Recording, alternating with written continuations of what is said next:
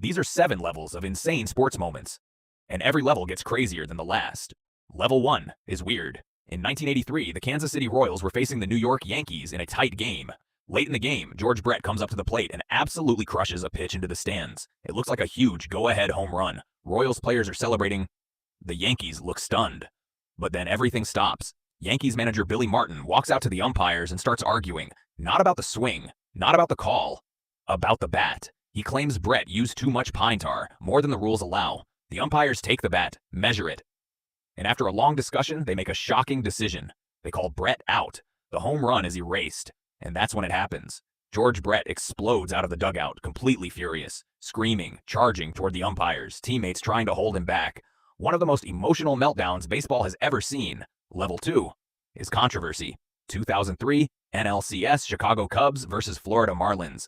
The Cubs are just 5 outs away from going to the World Series. The crowd can feel it. Then a foul ball is hit down the left field line, drifting toward the stands. Cubs outfielder Moises Alou tracks it perfectly. He leaps up at the wall, glove extended, ready to make the catch. At that exact moment, a fan named Steve Bartman reaches out and deflects the ball. Alou comes down empty-handed. He's furious, pointing at the fan. And from there, everything unravels. The Cubs start making errors. Pitchers lose control. Runs start piling up. What should have been the final stretch turns into a complete collapse. They lose the game, then the series. And instead of blaming the team, the entire moment gets pinned on one fan. Steve Bartman becomes the center of one of the most infamous controversies in sports history. Level 3 is chaos. November 2004, Indiana Pacers versus Detroit Pistons.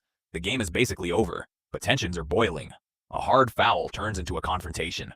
Players start shoving each other near the scorer's table. It looks bad, but manageable. Then suddenly, everything changes. A fan throws a drink from the stands. It hits Ron Artest. He snaps instantly. He charges into the crowd, going after who he thinks threw it. Teammates follow. Fans start throwing punches back. Now it's not just a fight. It's a full-on brawl between players and fans. Security can't control it. The court turns into chaos. The game is abandoned. Suspensions follow.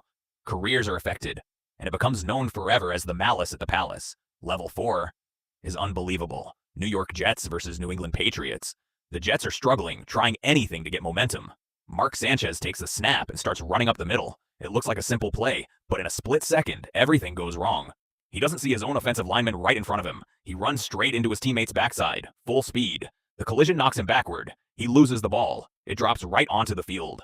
A Patriots defender scoops it up and runs it in for a touchdown. What should have been a routine play turns into instant disaster. The clip goes viral almost immediately, and the name sticks forever. The butt fumble. Level 5 is insane. 2018 NFC Divisional Round, Minnesota Vikings versus New Orleans Saints. The Vikings are trailing late in the game. Time is almost gone. The entire season comes down to one last play, just 10 seconds left. Case Keenum takes the snap, drops back, and looks downfield. He fires a pass toward the right sideline to Stephon Diggs. Diggs jumps and makes the catch near the boundary. He turns to go out of bounds to stop the clock, but the defender goes for the tackle and completely whiffs. Misses him entirely. Suddenly there's no one in front of Diggs. He keeps his balance, turns upfield, and realizes he might score. The crowd rises. Diggs sprints down the sideline. No time left. No defenders. He crosses into the end zone. Touchdown. Game over. The stadium explodes. Players rush the field. One of the most shocking walk-off plays in NFL history. The Minneapolis Miracle. Level 6 is legendary.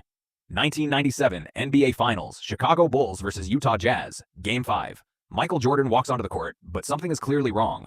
He looks exhausted, weak, barely able to stand upright. He's battling severe illness, later known as the flu game. At times, he's bent over, hands on his knees, struggling to breathe, but he refuses to sit out. The game starts, and somehow, he pushes through it. Shot after shot, he keeps attacking, driving to the basket, hitting jumpers, taking hits. Every possession looks like it might be his last. But he keeps going, and by the end of the night, 38 points, leading his team to a crucial win. As the buzzer sounds, he collapses into Scottie Pippen's arms. Level 7 is impossible. 2016 NBA Finals. Cleveland Cavaliers versus Golden State Warriors. The Warriors aren't just good, they're historic. 73 wins, the best regular season record of all time. And in the finals, they're up 3-1. No team in NBA history has ever come back from that deficit. It's over, or at least, it's supposed to be. But on the other side is LeBron James. Game 5, facing elimination. LeBron drops 41 points. Game 6, another 41 points. Now the series is tied. Everything comes down to Game 7. Final minutes, score tied. Every possession feels like the season. Then, the moment. Andre Iguodala goes up for what looks like a wide-open layup. Out of nowhere, LeBron sprints back, full speed, perfect timing. He pins the ball against the glass, the block. Seconds later, Kyrie Irving pulls up over Stephen Curry. Three-pointer, nothing but net. The Cavaliers take the lead. The clock winds down. The buzzer sounds. Cleveland wins. History is rewritten. A 3-1 comeback against the greatest regular season team ever, and for the first time in over 50 years. A championship comes back to the city. LeBron falls to the floor in tears. Not just a win, not just a comeback, one of the greatest moments in sports history.